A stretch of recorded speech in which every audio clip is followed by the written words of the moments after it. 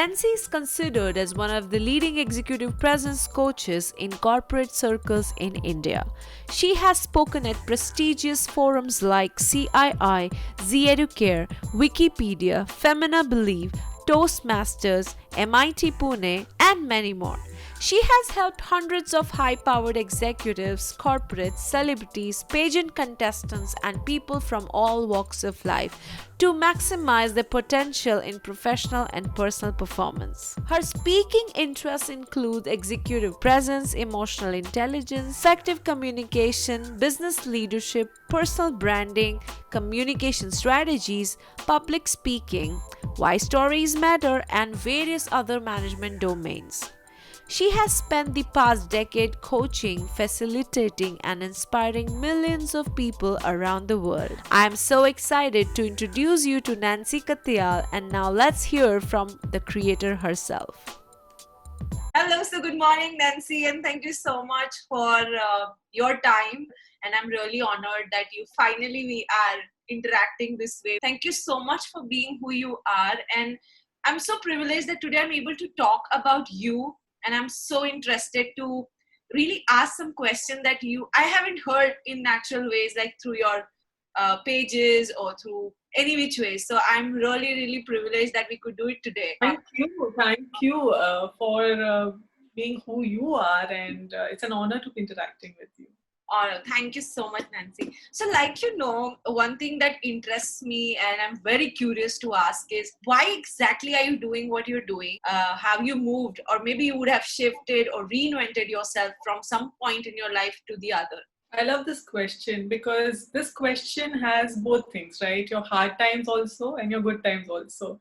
And what I believe is that whatever we choose to become is about the choices that we make in life.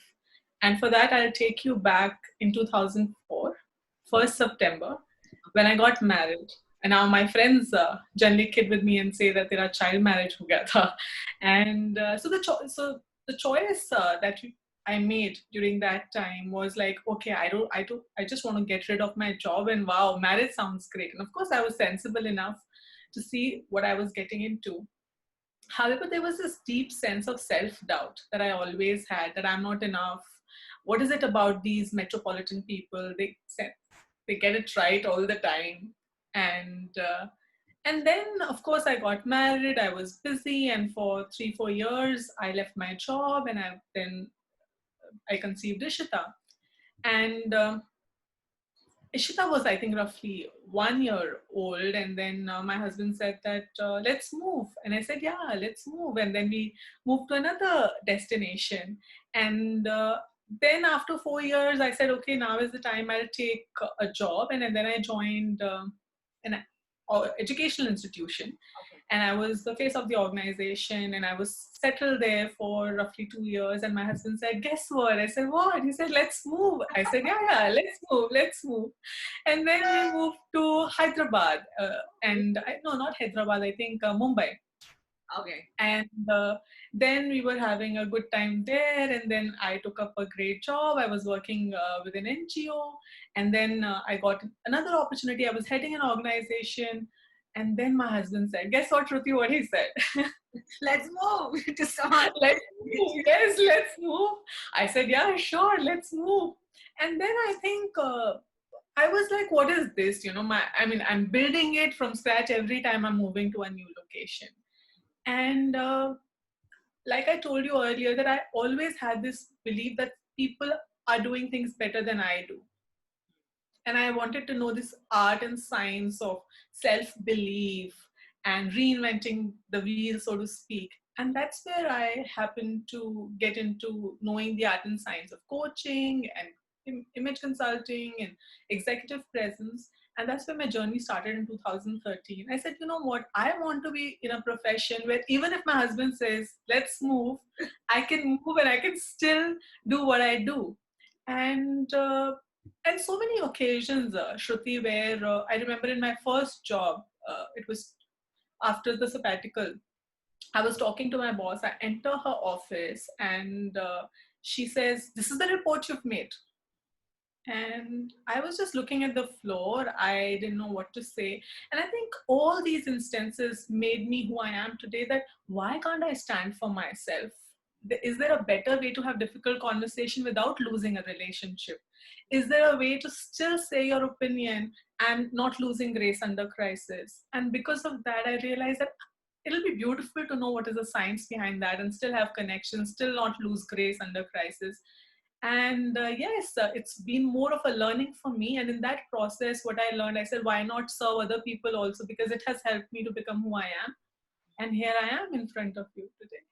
This is so beautiful and empowering. That's a choice you make, you know. And when you said that many people, when you move to city or different destination, you kind of lose anything that you see about yourself in future. You feel like, leave, I don't want to try anything. Anyway, I do something. So you could have chosen to kind of be somebody who would have just did nothing but blamed maybe your husband or the situation or the circumstance that, oh, I got married early and so you know this is where I am and stuff. But this is kind of a very, this looks like taking life in your control in a way. You define your pathways, and today whatever you're doing, in fact you're directly contributing to so many people out there who are in fact dealing with something or the other. So what was it for you? Like, was it something that you wanted to do or something that got created and it was your natural soul urge? Beautiful. I believe that somewhere deep down, there are things that make us come alive, Shruti. For example, if I'm talking to you, for me, connection, interactions always made me come alive. And one day I was just sitting with myself, for example, during that conversation also, or in difficult conversations where people said certain things to me which I couldn't tell them. Or I said, I wouldn't talk to them like that. I wouldn't say certain things like that. Why are they doing what they are doing? And I asked myself, okay, why is it triggering you so much? What is it about this conversation that is just making you ruminate about it for days together? And I think, if there are two ways, either that thing makes you think and think and think and overthink, or it makes you come alive. It's like, when if I'm interacting with you, I may lose a sense of time. And I think that's what people need to understand, that what are certain things that make you come alive? What are certain things where you lose a sense of track of time? And maybe sit and see if that could become your calling. And I think for me, that was one defining moment.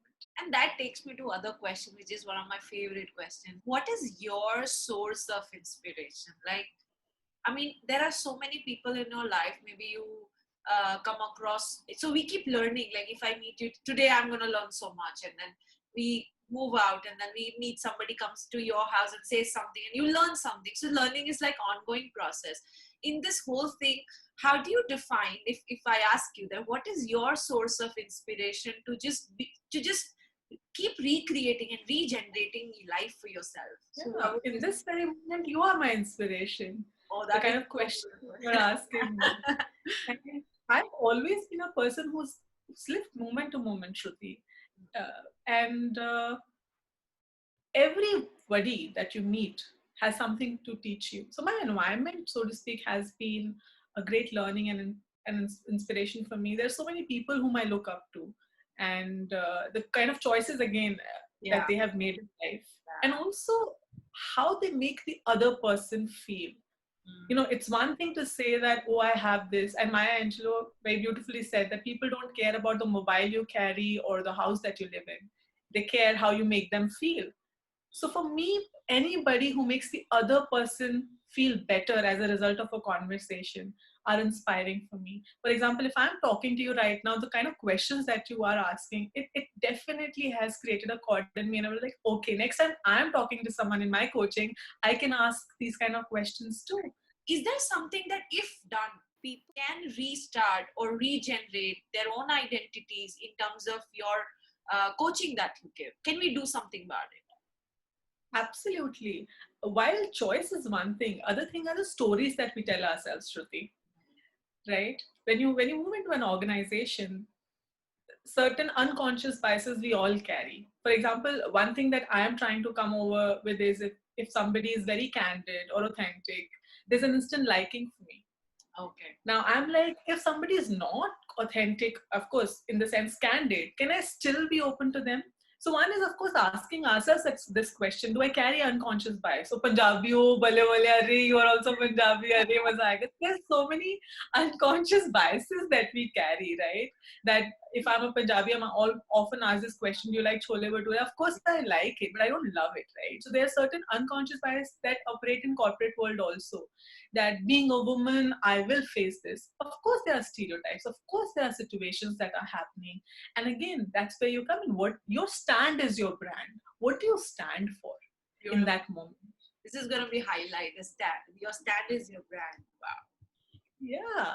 So when I was heading the organization with 45 women, there were people who were senior to me. Like I told you that I got married really early, and that was a choice that I made, and I'm happy with that. However, when I was working, there were people who were 20 years older than me, and they would come and say, "Tumko kitna experience hai? You are saying this." Right? And now, in that moment, how do I have a conversation with the person can be a defining moment. I had my own share of struggles, and I said, "No, but I know this. I have done that." And then there are moments. The next time that happens, I said, "Sure, interesting. Why would you say that?" Wow. Right. And this person is like, "Okay, now I have to answer," because we feel that we have to give all the answers. Why not ask the other person? Wow. Yeah.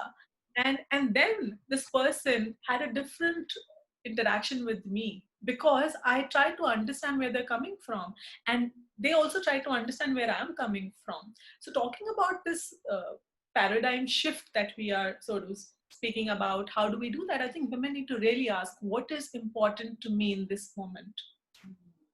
And if your self-worth is important, am I willing to take that risk? And if yes, go ahead. Go ahead. Because either you will ruminate about your decision for days. I should have said this, I should have done that. Of course, there are ways to ask people. Right? For example, if somebody in a boardroom tells you that, I've heard this so many times, rubbish idea. Yeah. So I would say, sure. While I see that you're uncertain about this idea, can you tell me where are you coming from, or where do you think it has not worked earlier?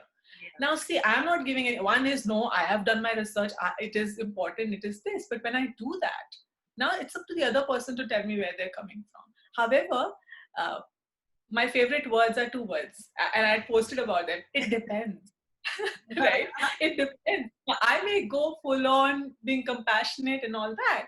Now, if the other person is not open to have that conversation, then what happens if I keep banging my head against the wall? I'll only get hurt. Then there's a decision and a choice that you have to make. What are certain choices that are available to me in this moment, whether I'm working in a corporate or a woman? So can I look at myself as an individual other than the labels sometimes that we look at? I'm a woman, the gender, there's a stereotype. So that's that. The song starts playing like in the background. Yeah. So I mean, beautiful. I'm like stopped by only using two words, beautiful and amazing. But this is like beyond. I've never heard this before. And Mandy was just doing a little of the mock here when somebody's not. I do face a lot of time. I mean, being in education industry, I have to first song that plays is that I have to look older. Okay. I have to sound that, I have a degree, or I come, maybe I have to look like an Einstein to even project an idea. Where am I coming from? And when I'm asked, so why do you say so? Now my answer that plays automatically, because I know, because this is what it is. And they would say, crap, I mean, I don't care what your opinion is. Then I'll be like, but this is so powerful that instead, in place of justifying, answering and convincing people, like banging your head, like why not ask them that what is their uncertainty about the same, and let them talk about it. Maybe while the conversation builds on, you can reach to an enrollment together. I've never seen this before, and while you said it's so powerful, like when you were saying that, somebody said, you just given a very example, like you're so young, how do you know? And the first part, if I were to do this today, I would say, because I know, and I would just trigger out or leave the conversation. Oh, you're not interested. I don't want, or maybe I'm tired of convincing. I'll just leave. oh, forget it, I don't want to do it. But today on, I think this is something powerful I've learned it. I would rather stay and ask that, you know what, interesting. So tell me, what do you think about it and why you're uncertain about it? Simple as it is. For sharing Okay. two powerful quotes, I would say, like one was stand is your brand. I mean, it's like, wow. I mean, you have to just remember that when you're posing some, opinion, or not even opinion or observation or even a thought. I mean, we sometimes come from whether they listen to me or not. And while I talk to you, I also discover one more thing is I started speaking faster. And my sister and I, we were discovering, she's also talks like us, such crazy conversation, because in normal setup people don't talk about discoveries. I'll come to that later. But when we were discussing, you know what, Shruti, we speak faster because ever since we were children, we were always experiencing when we were talking that come to the point, come to the point. So what happens is, Mm. even now when I have a lot of points to make, even the whole conversation is important, I tend to speak fast just because I assume that, they're not interested to listen to me. So Nancy, this Lovely. brings me a question that, people are uncomfortable to talk about themselves sometimes. Like we did discuss earlier, that when you talk about, you know what, you want to change the world, that's fine. But how about starting from with you, yourself? They're like, oh, forget it. We Is it like we shift just because we hate or dislike to confront, or we are fearful about it? We shift our day and interest to something that is humorous or something that blames other people, maybe demeaning somebody or making fun of it.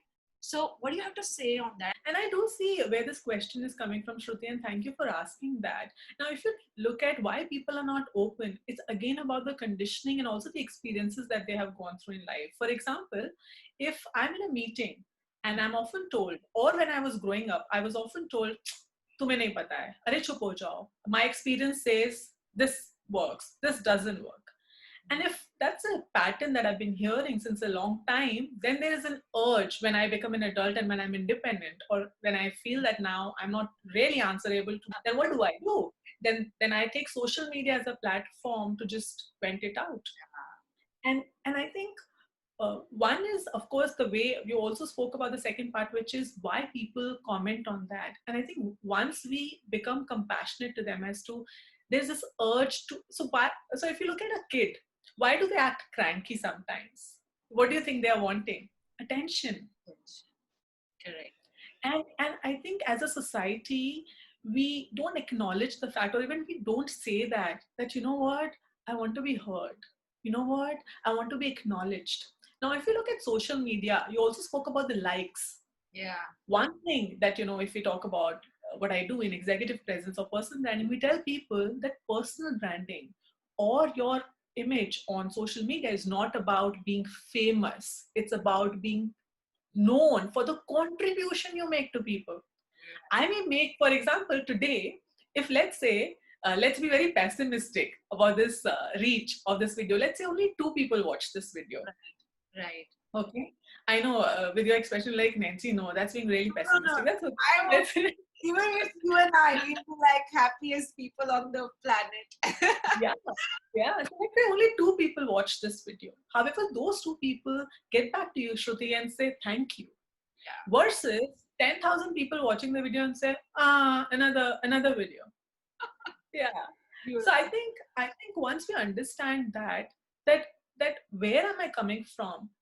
Also, being an influencer, I know so many people, Shruti, during my coaching who happen to be well-meaning people and celebrities and CEOs who don't have following. When I say following, as in 70K followers, 30K followers. However, the contribution that they're making to the planet is humongous. And I'm not taking away the fact from people who have 70K following.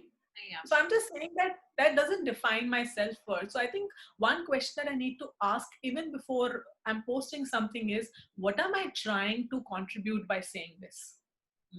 What am I hiding?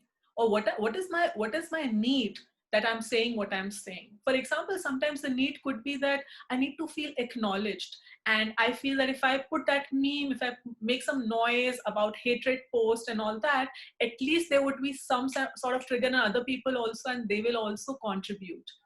And I have seen that. And sometimes all it takes is if they are your near and dear ones to say, hey, want to get into a conversation tonight? And you would see they'll jump on that idea. And then what they have to say is something different than what they had posted. And I think that awareness we don't have. So hatred is followed by hatred. What if hatred can be followed by love? Because that's what the underlying need is. Yeah. Right? When suppose if I'm having a conversation with someone, let's say my spouse, and I've been, let's say, telling him that why don't you learn cooking? I mean, to save his life, he can't even cook. So I was like, why don't you learn cooking? Now I need to. Then I was like, he said, I don't want to learn cooking. And I asked myself, what is my need? So my need wasn't why I should cook all the time. And I was not willing to say that upfront. And then I said, you know what? I feel exhausted doing all the chores of the day. So why not? So he said, okay, teach me how to make coffee. Teach me how to make Maggi. Teach me the smaller things. And I think that's what it is. Sometimes the blame comes on the person without even understanding where there is an underlying need. And if we can address that, even on social media, when I'm posting anything, I ask myself, why are you posting this? What is the underlying need? And so many people ask me, why do you put so many questions? Because questions are answered in itself. And sometimes some people give you certain insights for me, which is like, oh, wow, thank you. But those are really, really connecting. And those are like, once you posted about Bollywood dialogues, I remember, that which I was like, there are so many, what do I type? I was like, I just come from, oh wow. And then I was noticing that while you put the questions, it actually contributes to me in a way that I end up answering those to myself, that, and those are very, very important questions. It may look like, it's a Bollywood dialogue, but the dialogue you like, or the thing that you remember, something that you take on, I mean, that says a lot about you, your how you are today. So I was like, those are really brilliant. And thank you for bringing the contribution side of it, because while I was doing, and when I spoke to you earlier that, I was just having this idea to begin, and I started this YouTube thing very early. The context was that I just love talking, so let me just put it in a better way rather than people's head. But then I was also interested to learn, and my hunger of learning was so much that I end up doing the degrees on those certificate stuff, free wala jo hota hai Coursera mein. I just type, oh, I want to learn this, and I was so crazy. I said, why not learn from the people? And I had broken this fear that I can't talk to people very early, that why would they give time to talk about themselves and stuff like that. So when I attempted that, I enjoyed learning about people a lot, and especially when I know that these content, like what you and I we are talking, is not available that way, like not accessible to people if they want to really talk. So I was discussing with one of my friends, Reema, like she's the one who in fact gave this idea, why don't you just do this? And then I was like, oh yes. And we were looking at the whole idea of reinventing ourselves in the lockdown, because there are a lot of things happening that, what do we do financially or work wise, or I mean, this is the time to really reinvent. Maybe if everything is on a pause, maybe why not just look at ourselves and what we really want. Then this idea came, and I was like, why am I doing on YouTube? I would just make a call. Then I realized that I see a lot of people, everybody has their page, everybody's talking about, please share my video. Everybody is willing to do something which is extraordinary. Like lockdown has shown a lot of talents of people, and I appreciate totally that. But I was somewhere worried and concerned that if they are not having this part, a little part of awareness inside, it's not about the claps you get, it's not about people sharing. Maybe it's like my sister-in-law used this way, she would kill me if I say it here, but she said sharing is become like, you scratch my back, I scratch yours, So that's not true. And I and Nancy felt concerned in a way that that's an illusion. So I wanted to really make these videos of reinventing yourself. Very nice people like you who are actually working with, closely with people on inside their image. And I'll come to that. I think that's your favorite part. So the brand, why not have your own personal brand the way you want? Why do you want to be that? So this was the whole idea of having this. So when you said that, I was just reconnecting to why am I doing this at first? And usually ask myself before I begin the show, so get something beautiful out of Nancy's conversation. But this video, whoever watches it, whenever, even if I watch it again, there is so much learning out here. So thank you so much for being open. uh, when you say image consulting, one thing that comes to my mind is always about how you look, presence basically, how you appear, or how do you look. And mostly that comes from, okay, I'm going to a party, so this is how I dress. Okay, I'm going to a corporate meeting, this is how I dress. So everything ends up with the dress. So can you just, maybe you need to educate me here, that what exactly is that you contribute, and what is this terminology all about? Sure, All of sure. your Thank you for asking that. yeah. So many times people have asked me this, in the sense that is it about just pomp and show? Is it about the superficial aspect about it? And I think that's why this question, how I see it, is that image is inside out. Now I want to challenge this idea that when you look good, you feel good. Okay, sure, it works for you, great. However, for me, it's like when you feel good, you will make an effort to look good. Now imagine if I'm feeling shitty from inside, sorry for that word, but then if I'm feeling that, now even if I'll make an effort, let's say, okay, I have to put on that attire, then the basic and the core of your presence goes away, which is authenticity. If I'm putting on something, if there is a mask, then the whole idea of the inside out goes away. For me, your image is what you want to be known for. When people experience you, even if you're dressing up and you want to celebrate yourself, there's nothing wrong in that. But is it to impress or to influence? We need to ask that. Yeah. Or better, is it to infect or create an impact? So for me, your image is the core values that are depicted when you are coming online or having an interaction with them. What are those 4 5 core values that you stand for? So it would be presented in the way you carry yourself, the words that you choose, the conversations that you have, even the emotions or the feelings that you carry. So for me, it's more of holistic.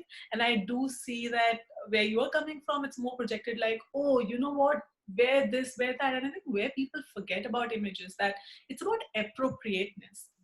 I'm a big fan of Jacinda Ardern.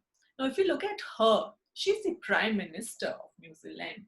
However, when she's dressed for the occasion, right? She's not always dressed in jacket. She's not always dressed how it is projected in the media, so to speak, right? So when she went to the church, she was dressed and she was empathetic and compassionate about, where am I going?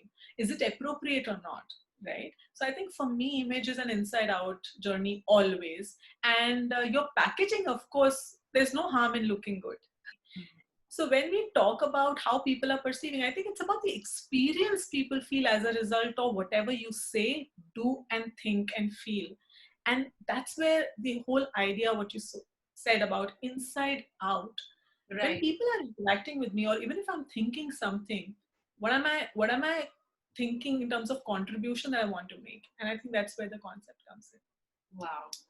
Nancy, it's all about, it looks so beautiful that you shared most beautiful parts of your like life, your journey. How did you start? I want to also touch upon a fact that maybe people watching it, if somebody is inspired and they want to really take this on this as their own career, that maybe they decide today that I want to reinvent myself. I wanted to do something which I did, and I want to just take that on. Can you also highlight some episodes or something that you would like to share in as a part of your challenge? Yeah, I think for me, coaching is all about making people a little uncomfortable. I believe that results never come from being in your comfort zone. And one of the challenge that I've faced is that when people call me and they would say that, you know what, I'm looking at getting this coaching done. And when I ask them this question, how willing are you to be uncomfortable? Because this journey won't be very easy. And I see that hesitation. I think that has been one of the challenge. How do I make sure that there is comfort in terms of the journey that we take?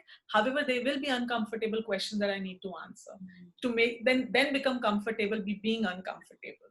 Right. Yeah. So one of the challenge that I faced in one of the training that I can recall was it was at one of the leading wealth management company, and I entered the office or the setup, the training setup, when we were having face-to-face interactions, and there were 30 men sitting in the room.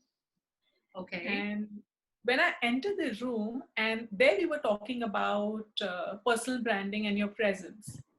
And I had not even started it. Okay, two people. Now there's group dynamics, right? Some people are, as per the KRA, have been sent to attend the training. My bad, right? So I enter, and then these people are like, oh my God, it's a 6 hours or 8 hours training, and they have to attend it. And the moment I enter, they said, you know what, all this gym jam doesn't work. And I'm just setting up my laptop, okay? And I said, sure, sure. And then I said, are you aware what this training is all about? Yeah, yeah, it's all about fake it till you make it. Yeah. And I said, sure, tell me more. And I could see that resistance in those three people who were early than I was. And I, and in the interaction, I tried to interact with them, but there was there was resistance for first 2 hours of the session. And then in the break time, I asked them, what is it about me I can do that will make the session more engaging for you? And then this person, one was that I see that you're very uncomfortable. What is it about you? Are you okay? Are you not feeling comfortable in the room? I said, what is it about the training content or how I am interacting? If you had to give me one quick tip, what do you think that I can do to make it more engaging? He said, you know what? Break some myths that people feel, that talk about fake it till you make it. And I entered the training room and I said, can I have 5 minutes of yours? And I might be digressing from the content a bit. However, I want to bud certain myths that people have about this concept. And I look at the gentleman and he gave me a thumbs up. And I think it was my learning. You know, again, it comes down to getting acknowledged. And you know what? He was the one who gave me the highest rating with comments, which were one paragraph. And I think that was my learning. There have been situations where I was very defensive, right? So I have learned the hard way too.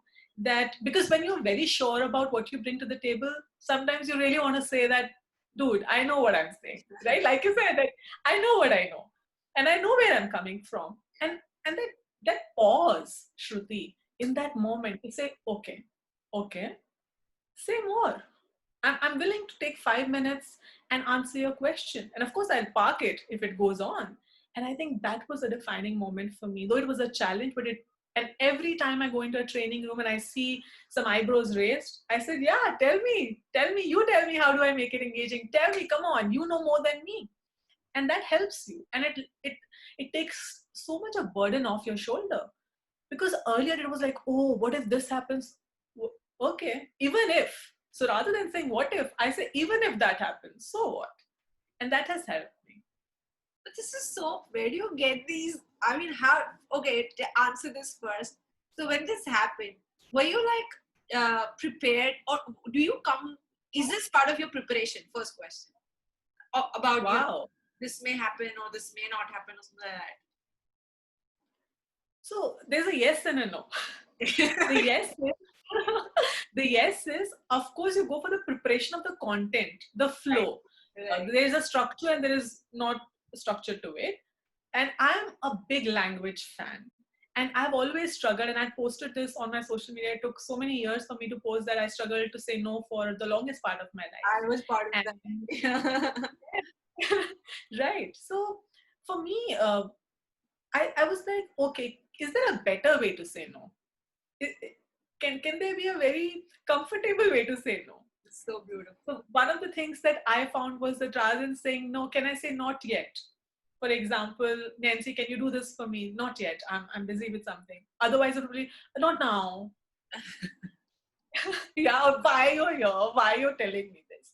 And I think part of that was learning the language, because there's so many words. I remember I use, and this comes from the religion that I come from, and I'm not putting it putting in the religion, but then upbringing, Of course. right? For example, there's this word yaar. Many people tend to use just like that, and I understood that in my professional setting, it might be taken as being unprofessional. However, there's very subtle way of some fillers or just people use certain words. So that awareness that certain words land very differently. And yes, so preparation part, yes. So I used to think, okay, can I say it in a better way? Can it land in a better way if I say what I'm hearing you say is, or if I understand this correctly, rather than saying, oh, so you mean this, right? Okay, yeah, yeah. So yeah, that was the preparation part. And no is that certain life has its own way of showing up when you are not prepared. And we've seen what we are going through right now. If and if people told you or me that, oh, 5 years from now you'll do this, let's say go back to 2015, I want to look at those people and say, listen, here we are, okay, you said this. So even if you make 5-year goals or 2-year goals, life has its own way of surprising you. One thing that has helped me is to take a pause in that moment and look at that person in their eyes very, very gently and say, okay. And I'm okay to say, I don't know. That's And good part. that's, yeah. And also people understand that you are vulnerable. Not everybody has all the answers. Yeah. And that's why the purpose thing, right? When you ask, that's all about why I'm here, what is my purpose of doing what I do. So I'm vulnerable enough to say, interesting, can I get back to you on this? I wish I had an answer right now. Or sometimes there's a moment where it's there at the tip of your tongue, it's not coming out, and you tell them that it's right here. I'm not getting the words to say it. Could you give me some time? Maybe after lunch break or after 10 minutes, I'll get back to you. Yeah. And then people are willing because there's perfection in imperfection. And if you come across as that I have all the answers, I think that's where there's a wall that is created between you and the other person. I'm willing to say, for example, somebody, and I've said this a lot of times in my engagements with people and interactions about CCD, that when I started my career, I was not very metropolitan updated with the lingos and the language. And CCD had just begun in Gurgaon, and somebody told me that, hey, Nancy, let's meet at CCD. And a low self-esteem, okay, that time, the urge, if I ask, they might think I don't know. I'm like, yeah, I'll meet you at CCD. And I'm wondering, what is CCD? And that time, Google was also not very pro, right? And I'm like, yeah. And I think just one question, I'm sorry, what is CCD? Or I'm not aware, could you help me? What is CCD? Just that. I did. And then I'm asking my friends and all that, making 10 calls and wasting time, right? Just asking that. What is it? And then my friend said, oh, cafe coffee day. Imagine I could have thought about something else. And then I texted that person and asked, so you mean CCD is cafe coffee day, right? At what time, in which location, and all that. Sometimes what it takes is to ask. Yeah. But Nancy, this was like one of the greatest thing. I mean, my whole book is like filled with all your episodes and so much to learn. And one powerful thing I want to highlight to anybody who's watching it is when you were just starting your training, that's the moment when you're already into your zone. Okay, this is what you're here to contribute. This is what's gonna happen, and you plan something out. And in that moment, somebody comes and tells you, what, and makes sometimes you also become uncomfortable. Oh my God! I mean, they come with so many judgments and resistance that I am not sure whether they're gonna listen to me or not. You transform that mindset of somebody who's resisting to sit or to even grasp what you were going to say without any awareness into the whole learner seat, like from the judgment seat to a learner seat, by just saying that, okay, can you just tell me what could I change? I mean, that's so powerful. And that you just rightly said that all that thing people need was the attention. And the moment you gave that, I think you took away all the you just broke the wall. I mean, he was just there. And then somebody writing one paragraph about what they learned is a reality from a shift from somebody who was just to judgment or feel or crib about it, or maybe had made the space uncomfortable, to the whole learning power. I think this is so amazing. I think people who are into training space, or maybe where their opinions matter or where their thoughts matter, this is something, if somebody takes it, you can turn all the table around. I'm so honored to have learned this morning. So, thank you. You're very generous. Thank you. Thank you. Same. Likewise. One thing that I want to ask now is, how is your typical day like? How do you manage your time? Time is the most important currency, isn't it? Like, what are you asking? I mean, what's happening? Time is like my friend, There are times when I'm very good with time. There are times that my friend gets upset with me, and there are differences with time. So, time is like your friend, There are days that your friend would be in alignment with you. There are days that there will be difference of opinion. And for example, today we are doing it in my morning time, right? So I sleep at least during these times very late because I'm reading. There's less noise, and I'm okay to wake up early as well. So one thing that is has helped me is delegating certain things because I've realized that there's no point to say that I can have it all. We can't have it all. I mean, I don't believe we can have it all. So there are days when my work takes a priority and my daughter might feel neglected. So I announce, listen guys, today there are back-to-back sessions. The food is ready. There's this thing called microwave. Heat it up, right? Or these are the things. And I think that's what has helped me. There are days when there are deadlines that I have not met. So I am open to tell my clients that and own up that could you give me 1 hour extra please. And I earlier it would be technical glitch and this that, so I'm like, what is the lie I'm telling myself? Right. And I would say I will just call them up. Of course there could be a technical glitch. I mean, I'm not denying that. I'm just saying that, asking myself, what is the lie I'm telling? And if time is your friend, you will be honest with the person, right? So I called them and I said that there's this thing that has happened at home front because I'm working for home and working from home. Could you please allow me 1 more hour? And in most of the cases, people are also vulnerable and they also understand that, okay, these are tough times. There are no demarcations about what is work time, what is home time, right? Correct. So for me, that really helps. One tip that we see is, okay, urgent and important task and this and that. I, of course, have a schedule in my mind that these are 3 things. I don't go beyond 3 things. I don't make a big list of 10 things. I go with 3 important things I have to complete during the day. It could be as basic as paying my electricity bill. Yeah. Or asking my CA, can you do all this? And I think one thing that has helped me and I would love to share is that let's not be harsh on ourselves for not being able to match up to time. In spirituality they may say time is an illusion, but however, how do we match this? Is it's okay, sometimes I fail, it's okay, and owning up, okay, this has happened, now what do I do? Can I ask for help? Can I ask somebody else who can help me in this? And that has really helped. One of the things that I find very powerful, Shruti, is asking. If I'm struggling with something, can I pick up and call my friend and say, listen, I'm struggling with this. Can you help? Or can you give me an input? Or can I text somebody and say, I'm struggling with time? They may come up with strategies. So that has really helped me to manage time. So beautiful. And also this disease of being productive all the time is what makes us feel guilty, right? So how I see it as celebrating small wins during the day. It Okay. could be as basic as I was able to serve 3 meals on time. Oh, great, Nancy, good job. Or fantastic, right? Otherwise, there were days because all our helpers are not coming to our place till now. So I was not too much into cooking and this that. So it took me some time to get into the groove.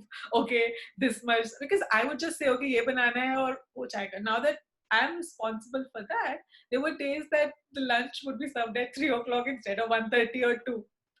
And I would feel guilty. Oh my God, this is my responsibility. And then one of the things that really helps me is if you don't ask, the answer is anyways no. Yeah. Yeah. So yeah, I mean, what I do is there are days that I was so engrossed in my coaching that the clock struck 10, and my daughter is texting me that, Mama, are we having dinner today or no? So yeah, I mean, instead of feeling guilty and, oh, I have to do it and I have to do this, it's okay if one day I'm having Maggie, because that my husband knows how to make it now, Yeah. and he can take it up. Maggi and So coffee again, right? yeah, coffee too. And I think just being little loveful towards our own self. helps. So And this idea of being productive all the time doesn't make sense to me. And this busyness disease, okay? What are you doing? Busy, busy. Of course, you could be engrossed in some work, but is busyness an excuse to run away from what is important also? yeah. So that really helps me. So beautiful. It feels so light to know. I think you correctly pointed out. I think especially in the industry like preschools or K-12, wherein right now the situation too bad, and they're also taking care of their own children, going on the Zoom class at the same time taking care of the family. And not everybody, some live in a joint family and they're more irresponsible, and even family gets uncomfortable. Why are you on the laptop or your phone every time when you're not used to? And the life was everything in the school. When you come back, you are with your family, and now the situation is turned. So it's so critical and important to really place yourself well, or ask for help. Like you said, whoever is in your family, talk to them about your schedule, work it out. And firstly, I think core line what I took was, don't feel guilty about the fact that if you were not able to accomplish something that people expected you to. And even watching TV, there are some insights that you must have gotten from it. Exactly. And so Yeah. in this process, I think what I learned is like, you're so open. When you say you own time, it means you're open to anything that comes, and you're preparing yourself by giving time to yourself, that okay, Nancy, so this is what it is, let's figure it out. And I'm sure Yeah. Ishita and your husband, and this so that's a support which you in fact asked for. Maybe if you wouldn't have said, you must be struggling still with, oh, there's no helper and I have to take it. Just because it is said that you know you are the woman in the house, and so you are supposed to cook. So much Yeah. of things that you break around. Can you talk about if there is are there people in your team? How do you manage your work? Or is it like one woman and everything that you take care of? So there are projects which require a lot of people to pitch in. Okay. Then we hire freelancers and they come in the projects. Okay. So if you talk about the permanent members, my CA is my one person who I'm very bad with finances. Yeah. It's like he would say, "Oh, training ka, just remind them it has to come, the money has to come." Okay, I'll do that. And social media, at times I hire people who take care of my page. Right. And so project-wise basis, we hire people. Coaching solely I do. Great leaders create more leaders. They don't create just followers. Yeah. And I've been ardent fan of that statement. So I've been coaching people. I've been coaching aspiring trainers. I've been sharing through my limited experience that I have of what has worked for me, what has not worked for me. And when I see them posting things and when they text me that, Nancy, you know what? I started my training journey, and the nudge that helped them, it is very empowering. So yes, there are a lot of people that I'm working currently with who are aspiring to become trainers and coaches. Beautiful. And that, I think that fulfills you somewhere as as somebody who's really contributing to the fact that, making people get aware about themselves, way that people who are aspiring to figure out what's their purpose, or maybe they're looking at different things and trying it out, or maybe not taking risk to try it out. What are your three pieces of advice? Just three. I know three will be very this thing, but I'm sure you can figure it out from your basket full of experiences. So three pieces of Wow. advice. One is celebrate your individuality. For example, there is no one who can be better Shruti than Shruti Nagar. Correct. Got it. So one is that whether it's a teenager or just working as a coach or a trainer or even working in an organization, right? Celebrate people for who they are. And of course, you can give them suggestions. Second is that there's nothing right or wrong about the path that you've taken. So don't bash yourself for what has happened in the past. Celebrate for who you have become as a result of that.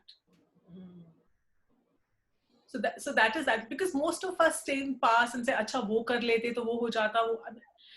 We don't have a time machine. If you have one, please go ahead and correct it, right? So first I said that celebrate individual. Second is being in the moment, right? So in this moment, what is important to me? And another advice that I can give is listen. As much as it sounds simple, there's this thing that after having a conversation, if you're able to listen to the other person, you will have learned more than rather than just speaking. And listening is such an underrated skill, even with teenagers or in school. Now, when we were in school, I remember when I used to ask a question, teacher would say, "Let me complete, then ask." And I thought that, okay. And then he would say, "Ma'am, I have a question." She'll say, "Wait, I'm talking right now." And then the entire paradigm of what listening is was ande jande. You just listen from one side and let it go. And that's why people find it so difficult in panel discussions to listen to what the other person is saying. There's this urge to interrupt, just like Republic TV debates, everybody's talking over each other. And yeah, so I think one skill that we must nurture in our kids also, and as an adult also, is listening. It's very underrated, however it's very powerful. Mm.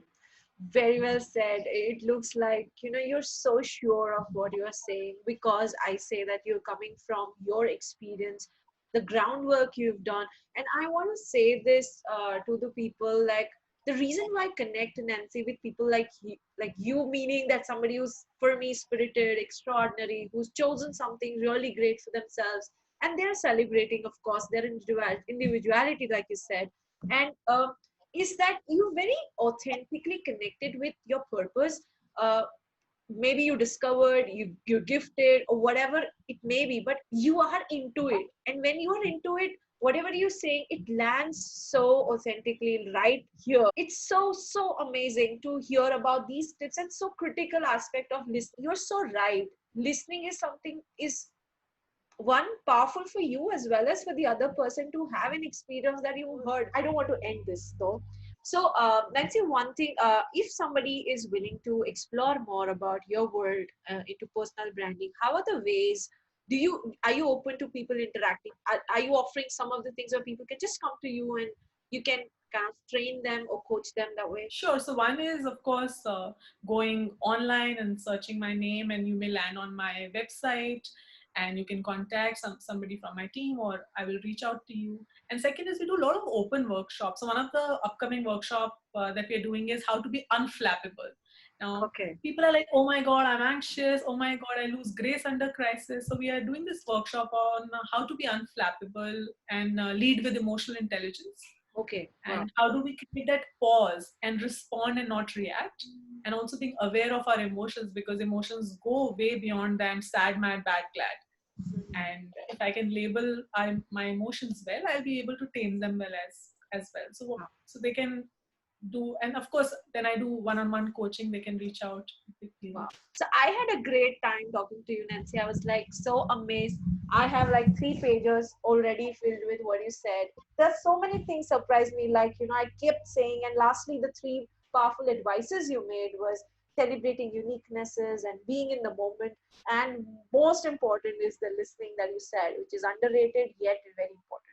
So I'm so glad you spend your Saturday morning with me, and I'm looking forward to many other conversations we may have in future. So thank you so much, Nancy, and Thank all of you. love. Thank you.